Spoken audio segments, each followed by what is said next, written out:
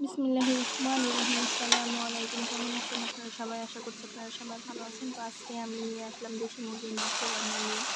তো আজকে আমি দেশি মুরগির মাংস রান্না করবো। তো আমি দেশি মুরগি রান্না করার জন্য আমি মুরগিটা ভালোভাবে কেটে ধুয়ে নিয়ে নিয়েছি।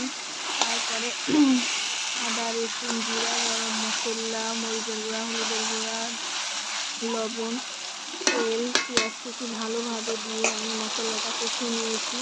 আমার মশলা কষানো হয়ে গেছে, তারপরে আমি মাংসটা দিয়ে ভালোভাবে কষা নিচ্ছি। তাছাড়া আমি রান্না করেছি পেঁয়াজের পাতা দিয়ে, ছোটো মাছ চচ্চড়ি এবং মাছ ভেজেছি।